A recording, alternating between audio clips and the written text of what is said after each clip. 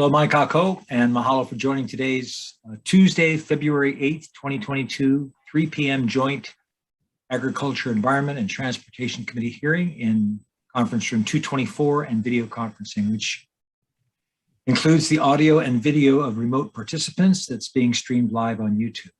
You'll find links to viewing options for all of our Senate meetings on the live and on-demand video page of the legislature's website at capitol.hawaii.gov. In the unlikely event that we have to abruptly end this hearing due to major technical difficulties, the committee will reconvene to discuss any outstanding business at 1:05 p.m. on Wednesday, February 9th during our AEN hearing via video conference time slot, and a public notice will be posted on the legislature's website.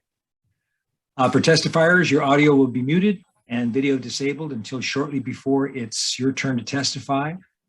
And because of our 90-minute time limit for each of our hearings, there's a 2-minute time limit for all testifiers, and we'll have a virtual countdown timer on the Zoom screen. So please be aware of the timer. I will be announcing only the testifiers who will be providing testimony via Zoom. And for the complete list of testifiers, along with all the written testimony, please go to the legislature's website. You'll find a link on the status page for the measure. And we apologize if the closed captioning does not accurately transcribe the names. So first up on our agenda is Senate Bill 2007. And this measure relating to a carbon tax on aviation fuel imposes a state carbon emissions tax of $6.25 per ton of carbon dioxide equivalent emissions on all aviation fuel, directs the aviation fuel tax into the Airport Revenue Fund, and implements a tax credit to mitigate the effects of this tax on lower income taxpayers. And our first testifier will be Isaac Choi from the Department of Taxation. Isaac. Good afternoon, chairs, vice chairs, members. Josh Michaels on behalf of the Director of Tax. The department will stand on its testimony, offering comments, and I'm happy to answer any questions you might have. Thank you very much. Thank you, Josh. Next is Mary Bong Yokota, Deputy Attorney General. Thank you. Good afternoon, chairs. I hope I didn't mispronounce your name, your middle name there. I think you pronounced it well. It's Mary Bong Yokota. Thank you. All right. Good afternoon, chairs and members of the committee. Mary Yokota from the Attorney General's office. We submitted written testimony providing comments regarding a concern related to the Privileges and Immunities Clause of the U.S. Constitution and included a way to address that concern. Thank you for the opportunity to testify, and I am available should you have questions. Thank you, Mary. Thank you. Next is Kirsten Turner from the Hawaii State Energy Office. Aloha, Senator Gabbard. It's good to see you. Aloha, good to see you, Kirsten. And aloha, Chair Lee, as well as Vice Chairs Nishihara and Inouye and members of the committees. The Hawaii State Energy Office offers comments on SB 2007. As you all probably know, in Hawaii, aviation accounted for nearly 23% of net greenhouse gas emissions, including sinks in 2017. An aviation fuel tax invites those that travel to Hawaii to partner with residents to reduce the harmful impacts of aviation and continue progress towards the state's carbon negative target. The tax, we estimate, would provide more than $13 million in collections annually, which could be used towards the development and implementation of sustainable aviation projects. So the Hawaii State Energy Office stands ready to partner with stakeholders in identifying innovative approaches to keeping Hawaii connected with the world while protecting and preserving our unique and limited natural resources. We defer to the appropriate agencies for comment on the tax administration, and we thank you for the opportunity to testify. We welcome questions. Mahalo. Thank you, Kirsten. Next is Ross Higashi from the Department of Transportation. Chair Gabbard, this is Jade Butai. Good afternoon, Chairs Gabbard and Lee. We stand on our submitted written comments. Thank you. Thank you, Jade. Next is Tom Yamachika from the Tax Foundation of Hawaii. Thank you, Chair Gabbard, members of the committee. Tom Yamachika from the Tax Foundation of Hawaii. We've submitted written comments. One thing I would like to expand on briefly is that there's an issue as to whether this tax would be preempted by federal law. There is a requirement that revenue collected at the airport be used for airport or aeronautical purposes. We understand that the tax collections will go into the airport special fund, but we're concerned that the tax credit to mitigate the effect of a carbon emissions tax on lower income taxpayers, as the bill titles it, would be considered a use of the tax unrelated to airport purposes. That's the issue. And it would be a question of federal law, not state law. I'd be happy to answer any questions. Thank you, Tom. Next is Micah Munakata from Ulupono Initiative. Good afternoon, Chair Gabbard, Chair Lee, members of the committees. Micah Munikata here on behalf of the Ulupono Initiative. We'll stand on our testimony supporting the intent of this measure. Just real briefly in our testimony, we highlight that we're supportive of this measure, but also looking at an overall carbon tax for in general is what we're extremely supportive of. I think we also highlight some of the recommendations made from the Tax Review Commission as stuff we would look for in a carbon cashback policy. Appreciate you folks hearing this measure and available for questions. Thank you. Thank you, Micah. Next is Sean Williams from the Airlines for America. Hi, good afternoon, chairs and members of the committee. My name is Sean Williams. I'm with Airlines for America. We are the trade association of the major U.S. airlines. And I guess like everybody else, I'll stand on the testimony that we submitted and just point out a few additional things or highlight a few things for you. It is in fact true that a carbon tax on aviation fuel is clearly precluded by federal law. And that being the case, we think it's bad policy to even contemplate it, but we really look at this as a great opportunity to open the dialogue with you all and talk further about how it is that you may be able to achieve some of the goals that you're looking to achieve in partnership with the airlines who have been working on this for many, many years now. Here in the United States, airlines drive about 2% of greenhouse gas emissions, yet we drive 5% of GDP, and so we're great contributors to the economy, and yet we're reducing year after year our contribution to greenhouse gas emissions. Our fuel efficiency increased 135% between 1978 and 2019, where we saved 5 billion metric tons of carbon dioxide by investing in billions of dollars in fuel efficient aircraft and engines, new technologies, route optimizations, and sustainable aviation fuel. And so we continue to strengthen our commitment to the environment and to work across the industry and with our government partners to achieve net zero carbon emissions by 2050, which is our goal. And we have another goal to deploy 3 billion gallons of sustainable aviation fuel by 2030. And so we would really, first of all, we'd ask you to hold this bill, but we would look forward to the opportunity in the coming days and weeks, this legislative session, to work with you to try to achieve your goals in a way that not only is compliant with federal law, but actually will achieve what it is that you're looking to achieve. And my contact info is in the letter, and we'd love to continue to work with you on this issue. Thank you, Sean. Next is Matthew Geyer.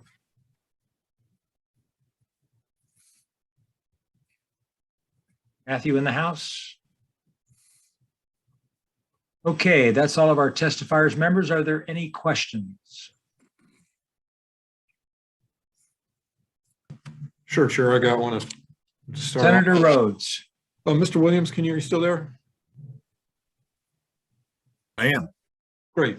So why do you think it's blatantly, why is, if the money goes, I think Mr. Yamachika's point is actually a good one, and probably it's unlikely that we would be able to give a tax credit directly out of the airport fund.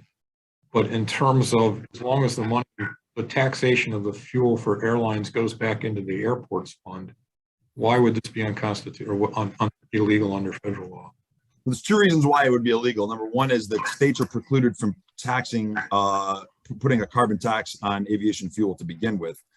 Number two, we already tax fuel. not via a carbon tax. And so any other aviation fuel taxes that you were to impose on aviation fuel, those proceeds from those taxes have to be used on the airport. We could tax it. It would just have to be an increase of the current tax that we have on aviation fuel.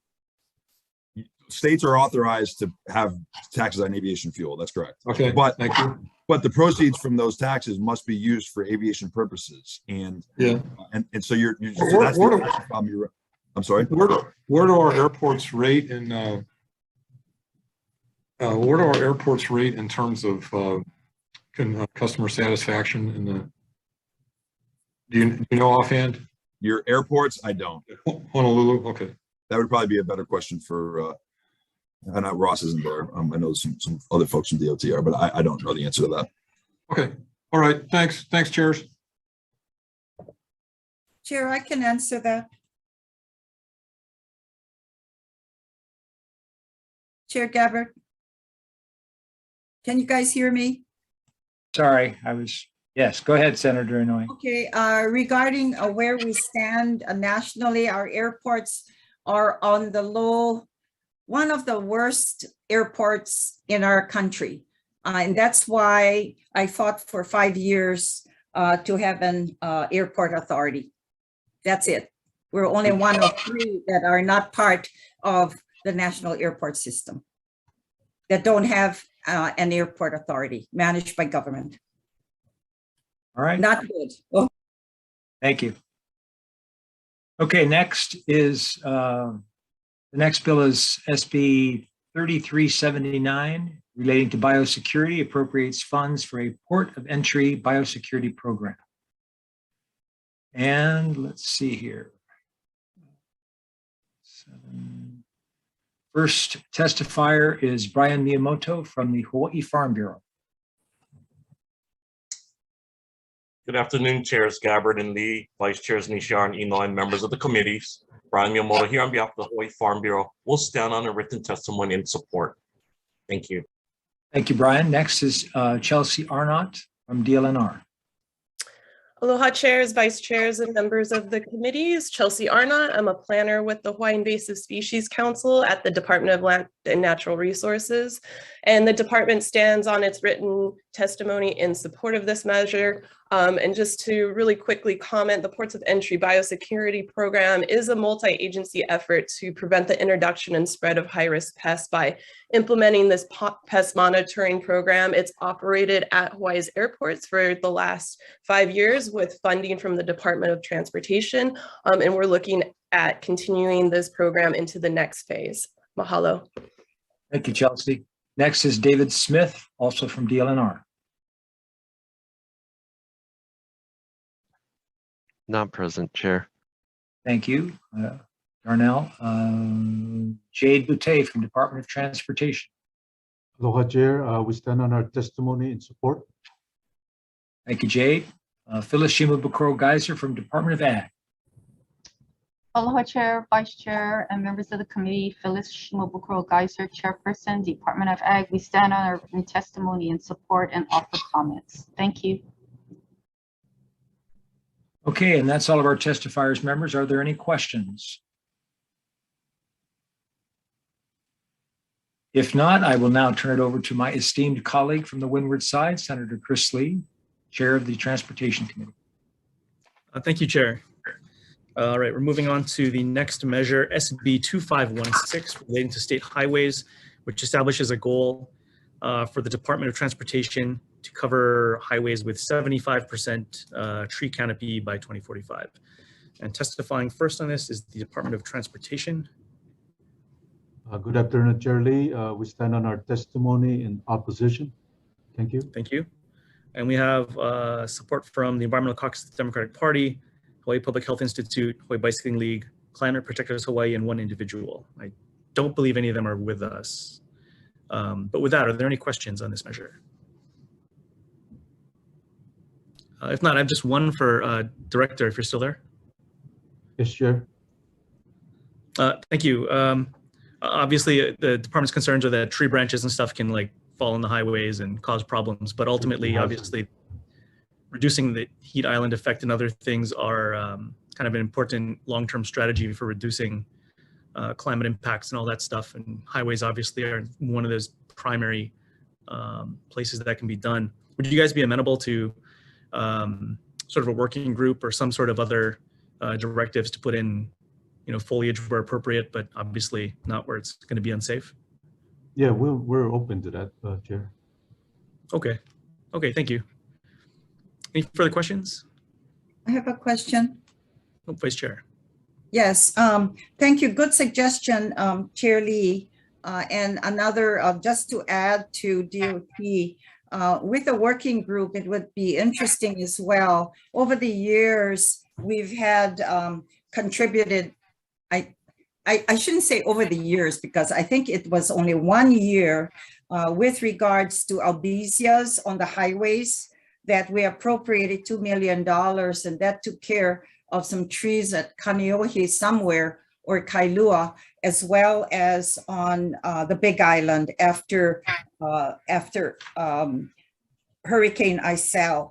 And so having said that, I think Chair as well and DOT that it's a good time, to work on how we can get rid of those existing invasive species trees, and then work along with per this the description in SB 2516.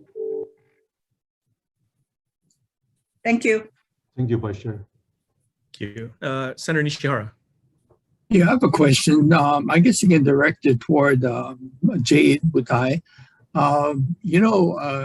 The kinds of trees, if they were to encourage planting trees along state highways, would they make sure that the types of trees they do plant would not be causing uprooting by the root systems into the roadway?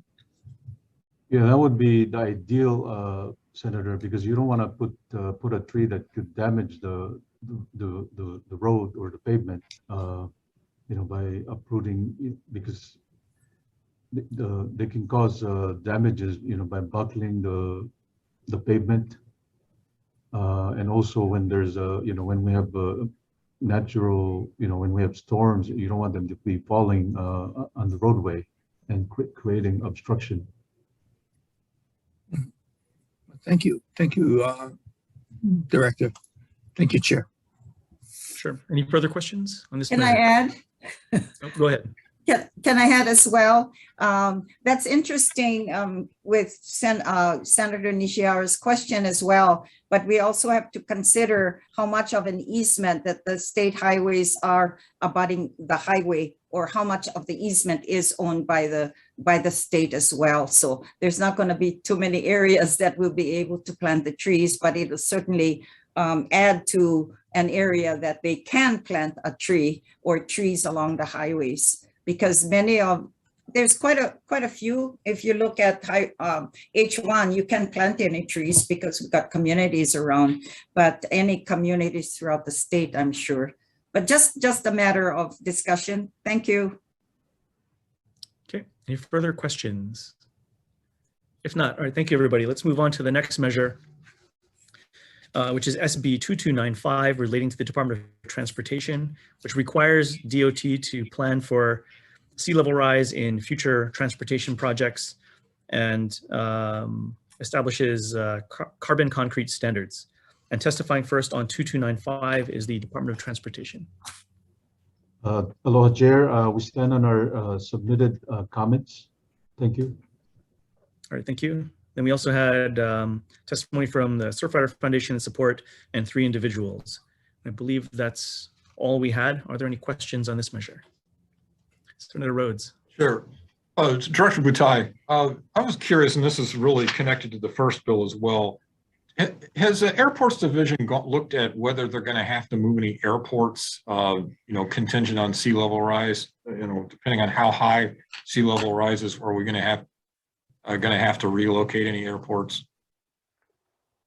Yeah, I mean, for everything we're doing, not just for highways, but also our airports and harbors, we take into account the sea level rise. I mean, when we for for harbors, for example, and the Kapalama Container Terminal, we took into account the anticipated water level heights of the pier structure. I think we built it like about 9 feet or over 2 feet higher than the current average height. So we always take that into account, the sea level rise, Senator. So for the airports though, for Honolulu, for H&L, for example, we don't know. I mean, is there a plan to raise it or move it or anything at this point, or we haven't got that far? Let me ask Ross to chime in. Ross? I don't know, the host stopped my video, but I guess you guys can hear me. Yeah, we can hear you. Sorry for that. I don't know, this is whatever, but anyway, so yeah, for us right now, it wouldn't be feasible, financially feasible, but that is the only way that we can protect this airport that we have here today. That would be like building a seawall of some sort to protect the airport from sea level rise, but it would be very, very expensive. In order to have another airport, we'd have to build it further inland, and that would be very, very expensive as well. So again, it's the planning of this situation, but it's very, very, it's going to be probably in the billions to build another airport of a magnitude of what we have here at Honolulu. Over. So, but at this point, you don't know. Say the sea level rise went up. The sea level rose 2 meters. That would put H&L underwater, I think. But can you just build on top of it and build it higher up, or are you going to actually have to move it at that point? Well, again, it depends on what the rise is, right? Every year as we project. So either a sea wall, or you're going to have to move your airport further inland, which would be very expensive. Either way. Okay. Yes. All right. Thank you. Thank you, chairs. Okay. Any further questions on this point? I have my hand up, Chair. Vice Chair. Good question, Carl. And I think, Ross, one of the discussions we had previously about airports, I think Carl probably, and Ross, Jade, the most impact first to go would be Reef Wanre. And I think I raised the issue with regards to Lagoon Drive, but I travel every week and my eyes are always on the airport. And so I think the immediate remediation would be probably cutting back or unable to use the reef runway. But I think as you get closer in, it'll take a number of years, but certainly reef runway, I think, would be the first impact. But there already is a wall that DOT had added onto a makeshift wall. I don't know what they call it, Ross, but it's pretty high. But again, if you're talking about the C-jacks, yeah, the C-jacks. So do you increase the height of the C-jacks? And it seems like it's doing a good job. But nonetheless, I think the first impact on how I think would probably be the reef runway. Yeah, and just wanted to add that all airports, a lot of airports throughout the United States are built right next to the ocean. So we're not the only one. But it is a tough question. It's because it's the amount of money. Finding another place for the airport to be built would be very, very expensive. And where that would be is something that I guess if we have to plan for, we will. But I think a seawall would be probably more effective than relocating the airport. Over. Thank you. Okay, any further questions? Oh, Senator Nishihara. Yeah, thank you. Followed by Senator Koike. Ross, Higashi, the rail is moving right where the airport is. Has a discussion been raised between the city and the building of the rail and the possible sea level rise and its impact to the rail system being right at the airport? I don't have that answer. I would have to reach out to my chief engineer for that as to sea level rise affecting the rail. It's further inward of right next to like on South Ramp or Lagoon Drive, but it's still close to the ocean. And it's inward of our airport system. Right. The roadways themselves leading to those places, they might be underwater. Possibly, yes. Okay, thank you. Like Senator Inoue said, the reef runway would be closest to the water first, or the ocean, and then you would have the runways and further in, and you would have your rail system and roadways. And to add, I think if you go down, Senator, perhaps we should all go down and look at the building at the airport of the rail. I mean, it's high. It's real high. And I was looking at the station they're building. But again, as Russ said, you know, it's further inland. So, and it's, I think the rail, Russ, is it closer to the new Big stands. rental? Yeah, near, yeah, so it's pretty far away, yeah. But just remember, you got to park and ride. So wherever close to the rail, you're gonna have cars. So they're not gonna be parked in elevated parking lots either. So POD. You're gonna park in your garage. That's what it is for. Senator DeCoy.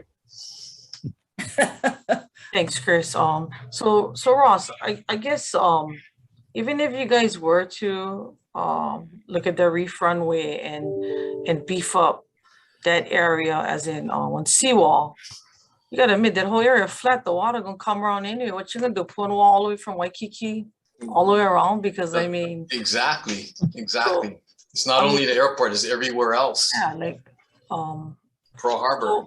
So how would you guys even address like the Kalaupapa situation? I mean, that thing is even like right up there, Hana. You know, or would you just make a floating runway, or does that help better? Possibly, yeah. I mean, and then, you know, even on the rail side, you get the platform, you got to come down, right? We're going to put boats on the side for these guys come down and park my car up by, I don't know, Tantalus or something. Yeah. No, okay. Thanks, Chair. Thanks, Ross. Sure, comments, yeah. Any further questions? All right, if not, thank you, everybody. Let's move on to the last measure on our joint agenda here, SB 3275, relating to transportation, which prohibits people from using public streets or other thoroughfares to transport endangered marine species harvested from state waters for commercial purposes and marine species for commercial aquarium purposes. And testifying first on 3275 is the Department of Transportation. Aloha again, Chair. We stand on our testimony, providing comments. Thank you. Up next is DLNR. Aloha chairs, vice chairs, members of the committee, Brian Nielsen, Administrator, Division of Aquatic Resources, representing DLNR today. We stand on our written testimony, appreciating the intent of this measure and offering some comments for the committee's consideration. Thank you. Thank you. And also, Mr. Sakura, I believe you're registered separately, so. Good afternoon, David Sakota with DAR. I don't have anything to add, but I'm also available with Brian to answer any questions the committees might have. Thank you. Okay, thank you. Up next is Pono Advocacy. Go ahead. Hello, Chairs Lee and Gabbard and committee members. Thank you for the opportunity. Strong support. I just wanted to add that I did have the chance to look at the testimony submitted by DOT and DLNR, and our proposed amendments appear to address those concerns. One, just referencing the existing statute related to endangered and threatened species, section 195D4. Also striking the proposed, existing proposed definition of endangered marine species. And we do not support striking illegal in harvest, although it is illegal at the time.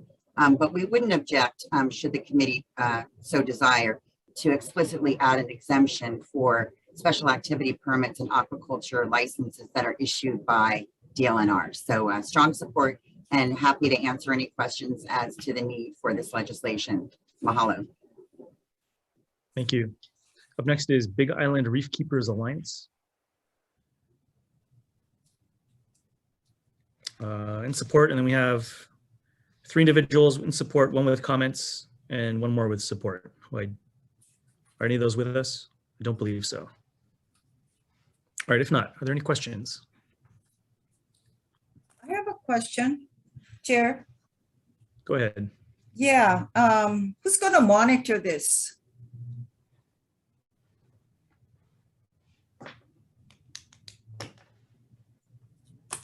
Anybody has an answer? Is that for DLNR or? I don't know, who's gonna monitor if this measure passes? Because we're using the transportation. Yeah, go ahead. Take a stab at that, but I don't speak on behalf of DoCare, but I would assume this would fall under DoCare enforcement and also county patrol officers as well. But that's just my guess. If I may, Chair, I can add to that. Under HRS 199, the authority to enforce related statutes that DoCare currently enforces are given to all law enforcement agencies. So as the bill is proposed under DOT, it would give, of course, those law enforcement agents and agencies under DOT the same authority to enforce potentially the transport part of this, the way that DLNR and DoCare and potentially other law enforcement agencies would be able to enforce it. So it essentially adds an additional enforcement mechanism, because we all know about so many different violations, and DoCare themselves stating time and again that, you know, illegal marine violations continue to be one of their greatest enforcement challenges. So it would extend, just clarify that existing authority under HRS 199, again, to all law enforcement agencies. Hope that helps. Okay, then question to, I guess, DLNR. How do we know when taking of aquarium fish happens? Yeah, I believe. What happens? Yeah, tell us. Thank you, Chair.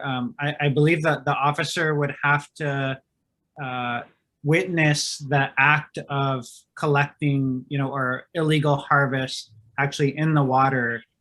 So if they just pulled over somebody and there was some aquarium fish in the vehicle, I don't think they could cite them with a violation. There needs to be that nexus to actually witnessing the illegal harvest. And if I'm mistaken on that, David Yokota can correct me.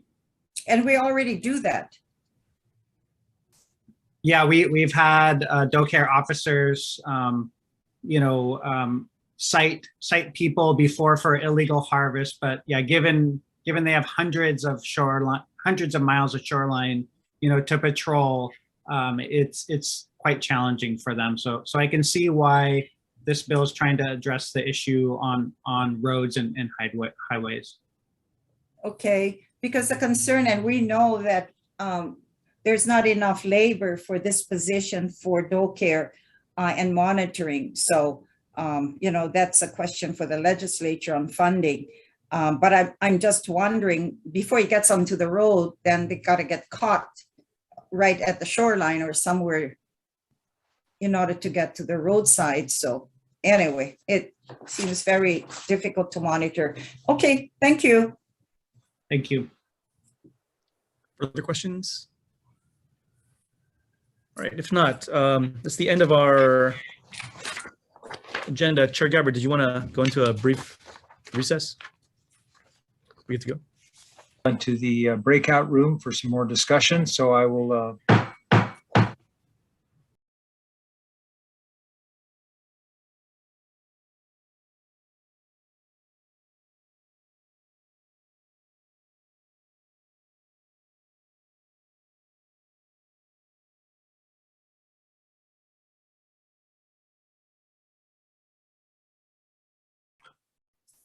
Okay, aloha mai kako.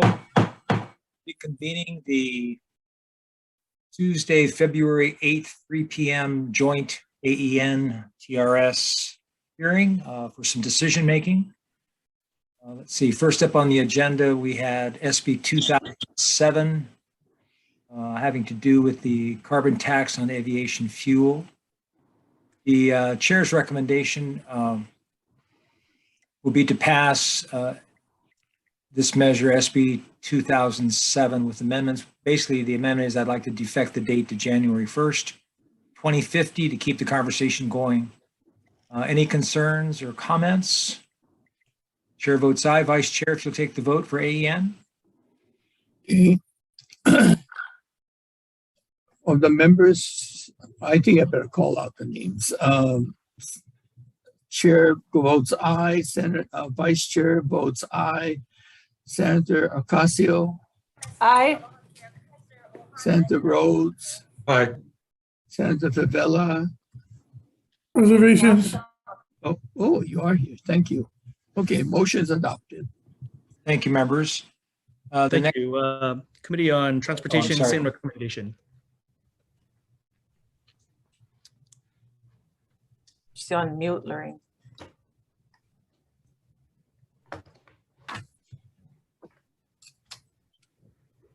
Discussion, Chair. Discussion, Chair. Oh, yeah. Okay. Any comments? Yes, I'm going to go WR on this measure. I'm really concerned about DOT's debt service when it comes to the airport bond certification. And it'll be a violation with regards to the financial system that they have with regards to the airport bond, and it's under a residual cost system. So you can't have a debt service that decreases. So, and we'll support the measure with reservations and for future discussions at WAM. Thank you. So, Thank you. Chair, same thing, Chair. Sorry. With respect, I'll be WRing also. With concerns. Thanks. Sure thing. ready for the vote, Chair? Okay. Go ahead. Chair's recommendation on SB 2007 is to pass with amendments. Chair Lee. Aye. Vice Chair goes with reservations. Senator Decoy. Reservations. Senator Shimabukuro. Aye. Oh, okay. Thank you. Senator Favela. Reservation. Okay, measure is adopted, Mr. Chair. Thank you very much. All Okay, right. moving on to the next measure, SB 3379, relating to biosecurity.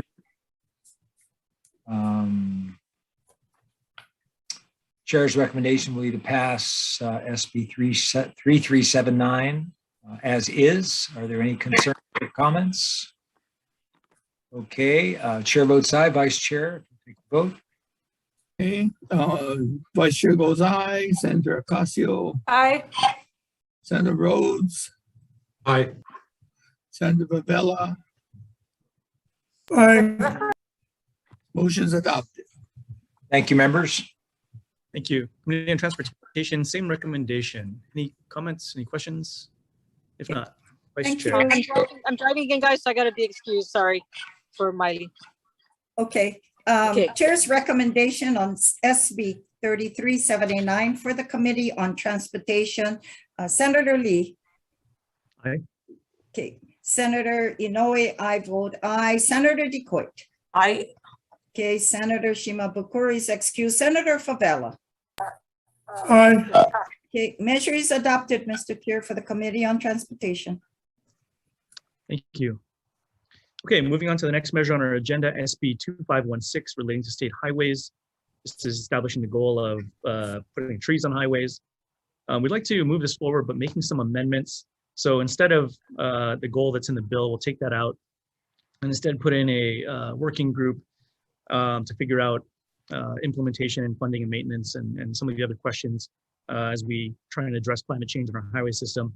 But we'll also put in some guidelines to work towards. So that's basically incorporating, foliage over hardened surfaces and trees where appropriate and safe, reducing the urban heat island effect, encouraging sequestration of carbon, and putting in other things that enhance the quality of life as highways tend to affect communities.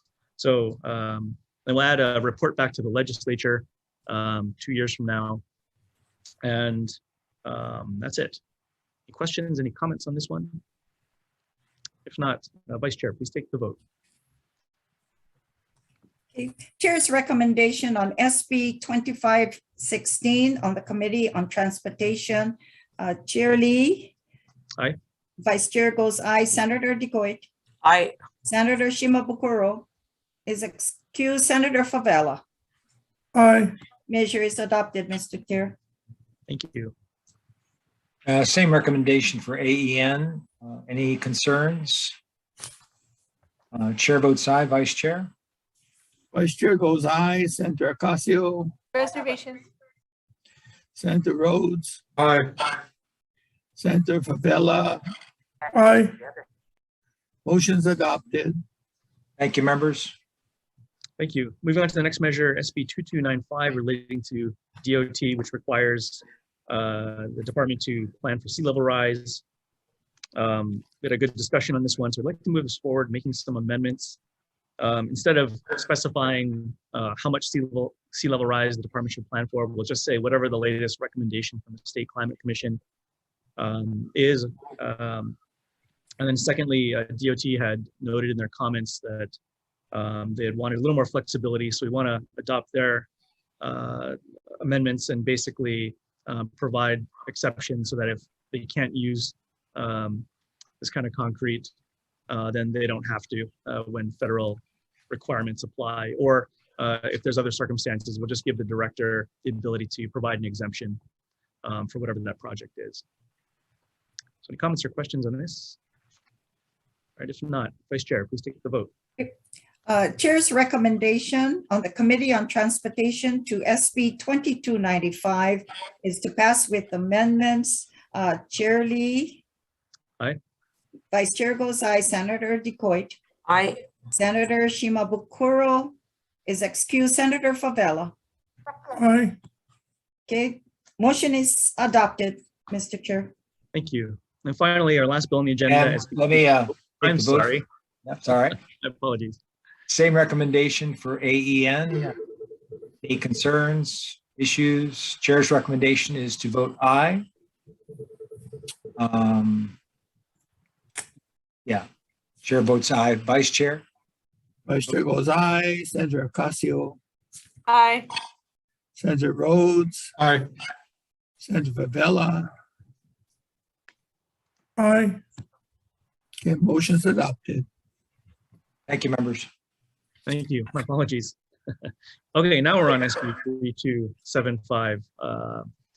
This is the using public roads to transport illegal species and endangered species. I'd like to move this forward, making a couple amendments though. First, per DLNR, removing the reference to endangered species, which is apparently covered by federal law. And also, I want to throw in a defective date into this to make sure that as it proceeds, we also have a chance to claw it back. So any questions or comments on this? If not, Vice Chair. Yes, for the Committee on Transportation to SB 3275 is to pass with amendments. Chair Lee. Aye. Vice Chair goes aye. Senator DeCoit. Aye. Senator Shimabukuro. Excuse. Senator Favela. Shit, I get that kind Senator of. Favela. Okay, measure is adopted, Mr. Chair. Thank you.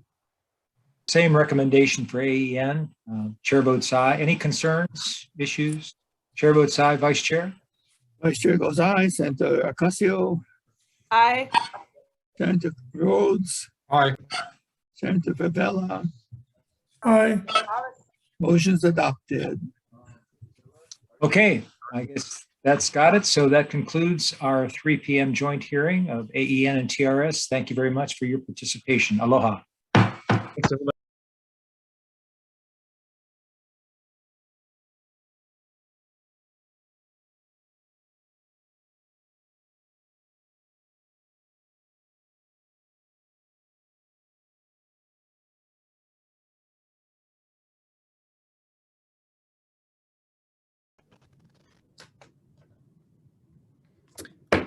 Okay, we're reconvening the Senate Committee on Transportation for decision-making on our 3 p.m. agenda. Here online, these are bills that were previously heard in prior hearings. Up first is SB 1357 relating to traffic violations. This prohibits the display of materials that distract, obstruct the view of, or affects the safety of other drivers. So we'd like to move this forward, but making some amendments. There was some testimony about folks exercising the First Amendment rights, which we don't want to interfere with, but we do know that obviously there's some safety concerns. So you just want to limit the size of the cloths and banners and things that people display. So we'll amend it to say, to limit the display of those things that are outside the vehicle cabin to 12 by 18 inches, to make sure that if it detaches and flies off, it's not going to block someone's entire windshield that's driving behind them. And then we'll defect the date on this for further discussion. So any comments or questions on this one? If not, Vice Chair. Oh, you're muted.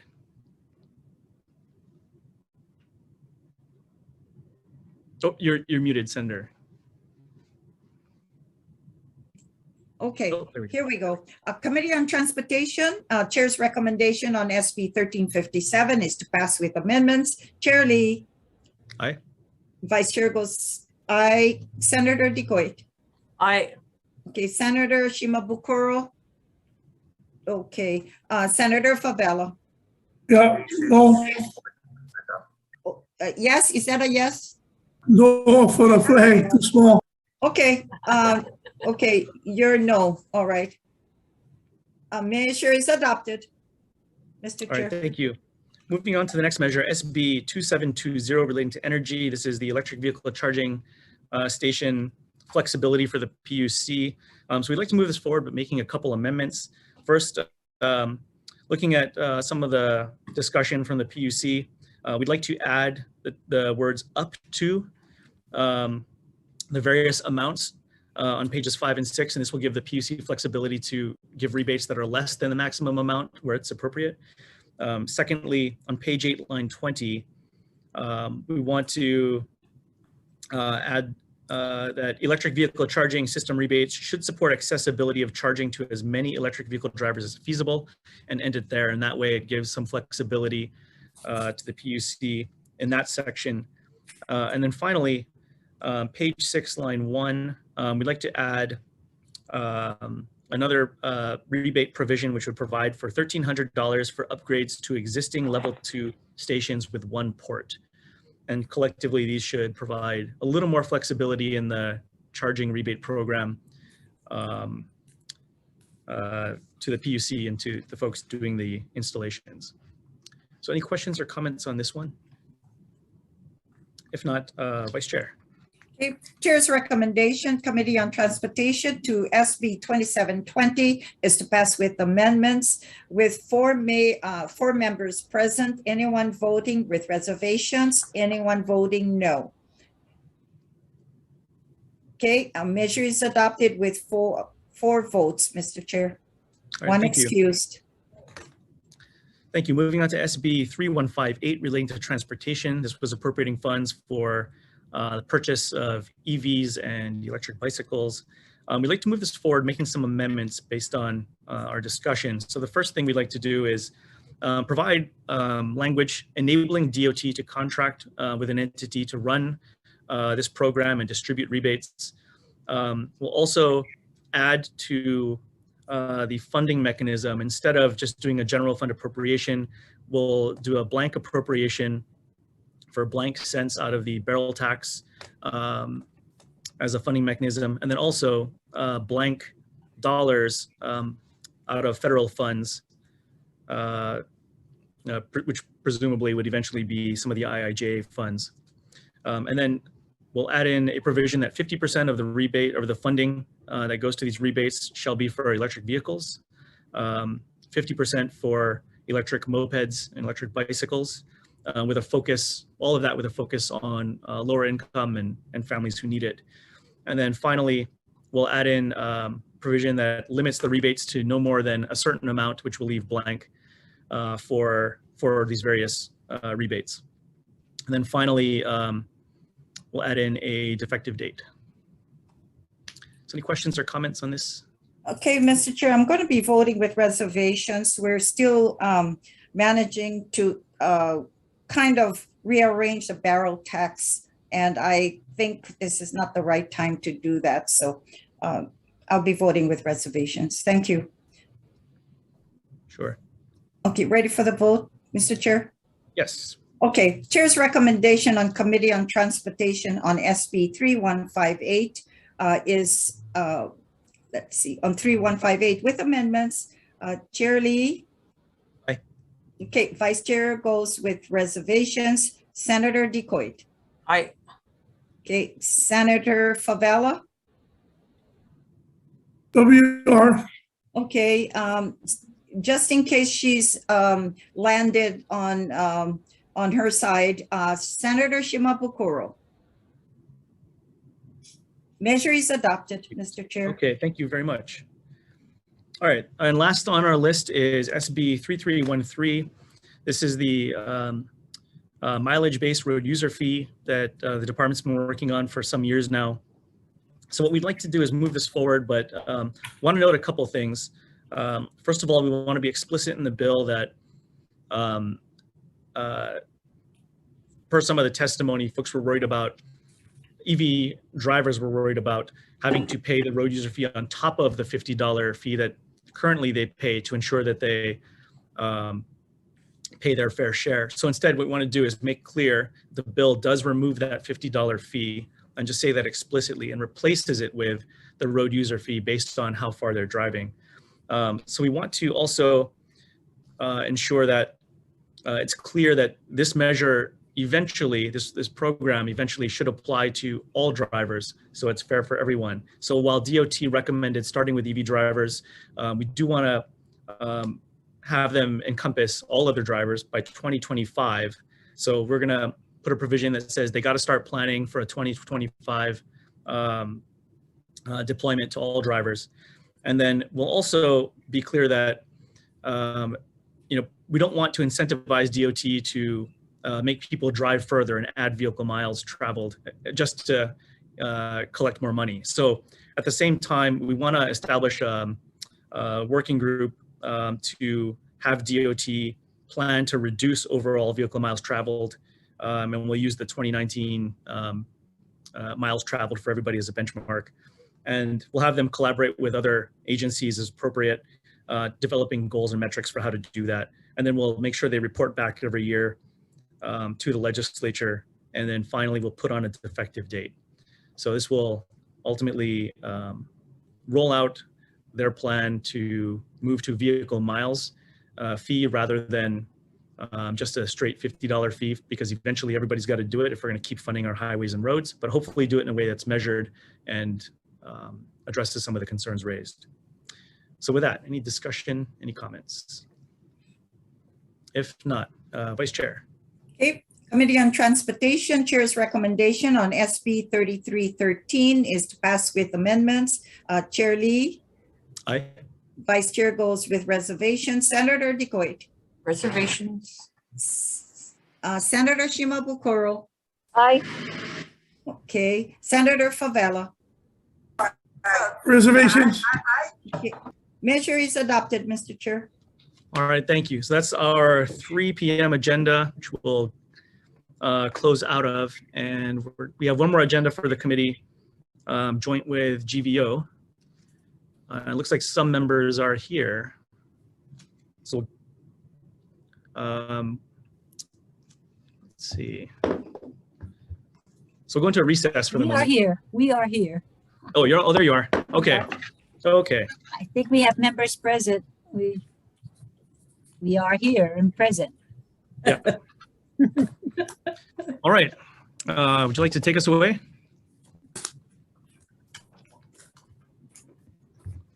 Okay. This is now the 3:15 hearing, joint hearing on the Committee of Government Operations and Transportation Committees. So we are moving, we're a little late, so we're going to move straight into the bills. SB 2293 relating to facial recognition systems. I think I have on Zoom Kelly McCandless. Is Kelly on? Yes, I'm on. Oh, proceed, please. Thank you, chairmans of the committee. I would like to talk briefly about this bill. I think it is a very good bill in that it provides a fine line that's necessary right now of starting to use facial recognition technology for the health challenges that we've got today without allowing facial recognition technology to be used indiscriminately within the Department of Transportation. There are a few things I would like to make sure that members of the committee are aware of. The first is what's going on with the racial disparities for facial recognition. It's made the news quite a bit for those of us that are in the technology industries. It works very well for whites, particularly white males. But if you look at peoples of color, the disparity for false positives is about 31%. So while males have about a 95% accuracy rate, women, people of color in particular, have about 31% less accuracy or less than 70% accuracy.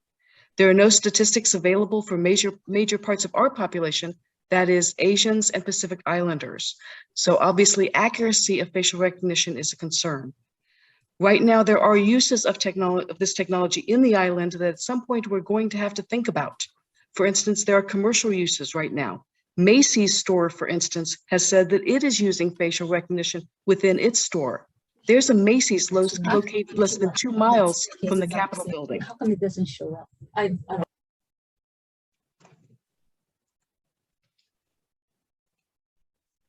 In addition, there are a number of governments across the globe that are using facial recognition in concerning ways.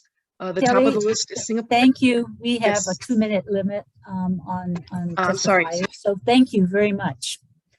Thank you for letting me testify, thank and I am you. available for questions. Thank you.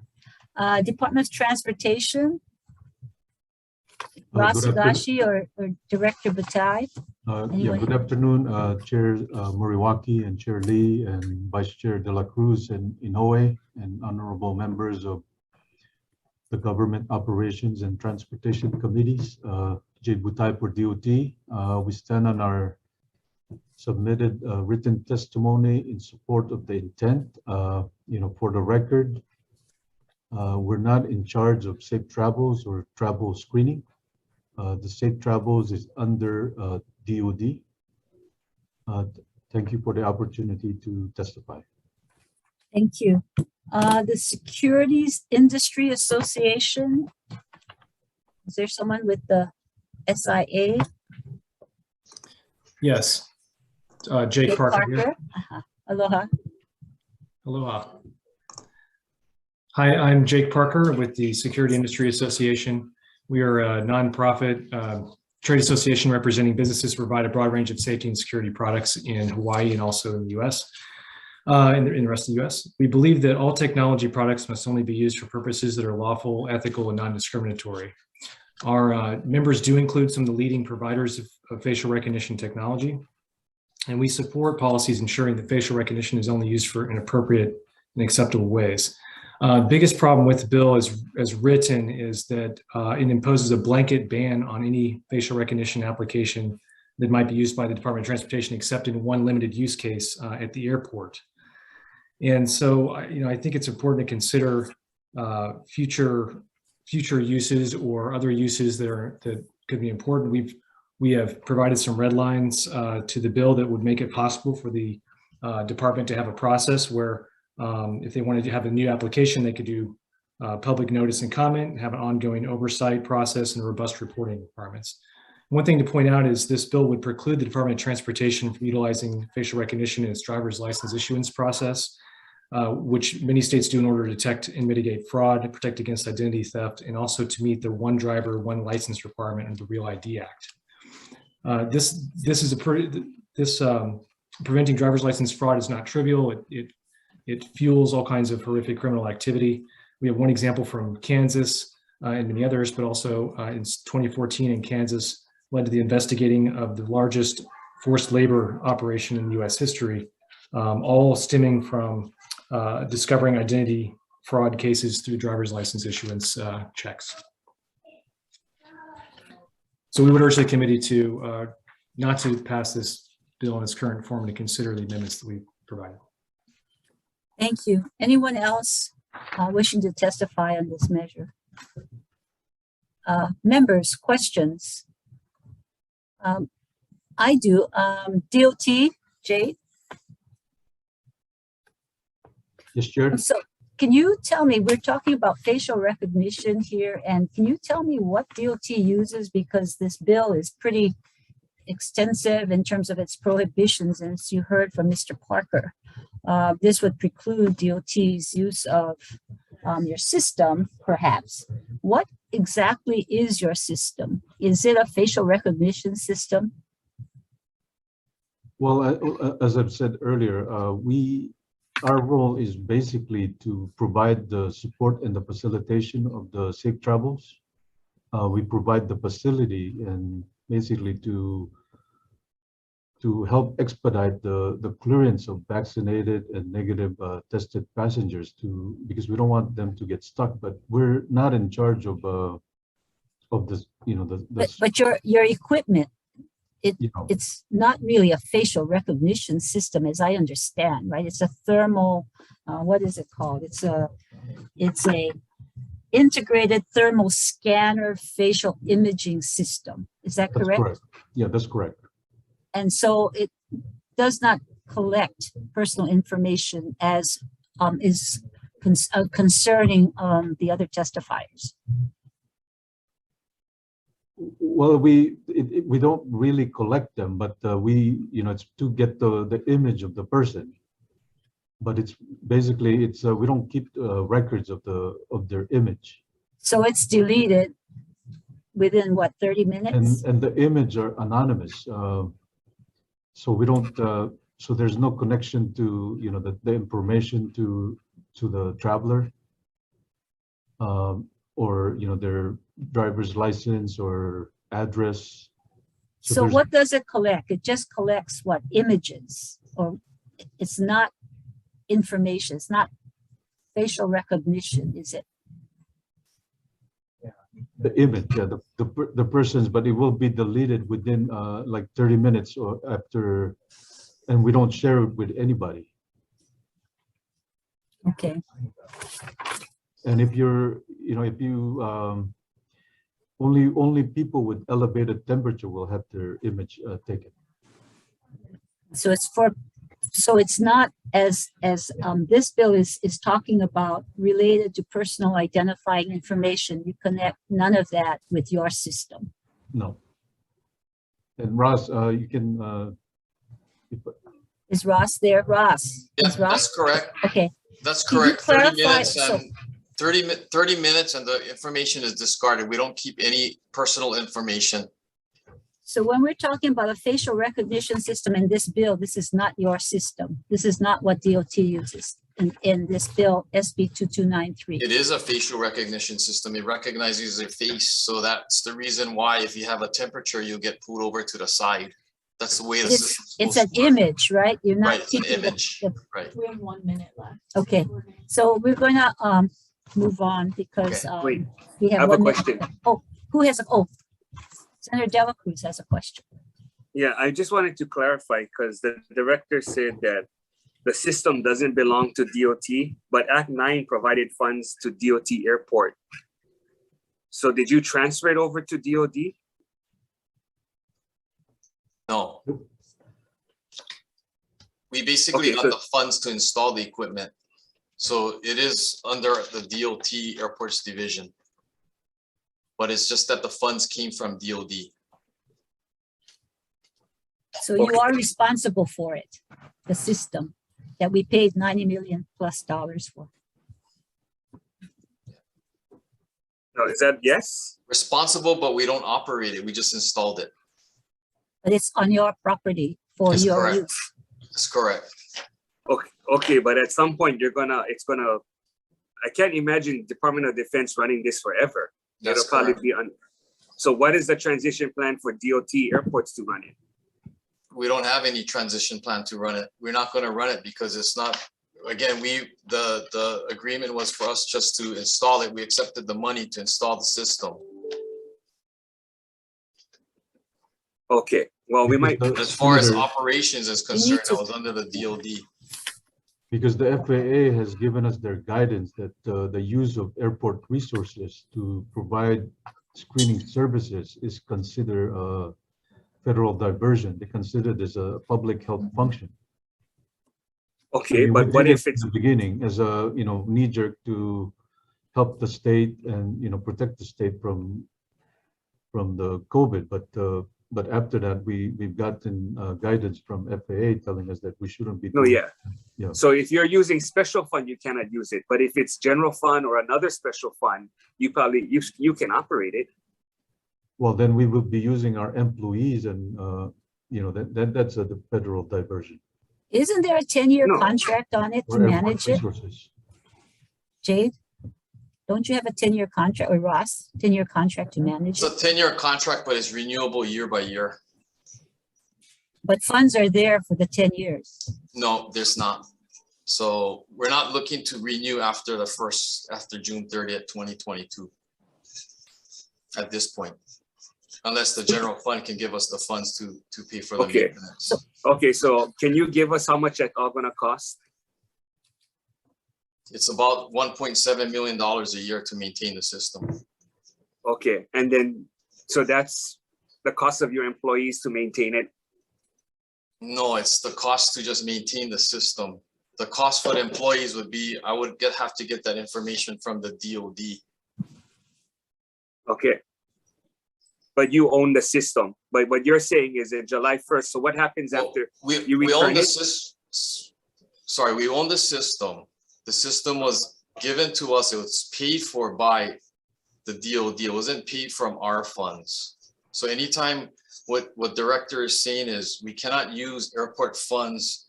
No, for we either got the that. We installation- got that. Paid for it You don't have already. to keep returning that yet. So after if you're gonna cut the contract, what happens to all the equipment? It's not going to be maintained. No, so it's just gonna be there at the airport collecting dust? I guess so. Oh, Just again, we can't pay for the maintenance, so that's up to the general fund if they want to continue or not. So this okay, bill would so be your moved then. no, so your plan was to just like not renew Well, the it's not- contract. Sorry, go ahead. Your plan was to not renew the contract and then just let it sit there. That's not my plan. It's the general fund's plan. It's up to them if they want to continue to maintain the system. No, so if we put in what do you mean the general funds plan? If they want to pay for 1.7 million to continue to maintain the cameras. No, so it's the administration's plan because you submitted the budget. That was the administration's budget to the legislature. So it has to be part of your plan because that's part of your budget. It's not our, yeah. No, your plan is to leave it as is, let the contract go, and it'll just sit there. That's your plan. That's not my plan. Is that we don't, again, it's up to the, as far as maintenance, we cannot continue. We can't. No, pay I for get that what you're through our saying, budget. Russ, but by submitting the budget that you did, that's what you're essentially doing. We didn't You're put part of in the our administration, budget. right? Yeah, sorry.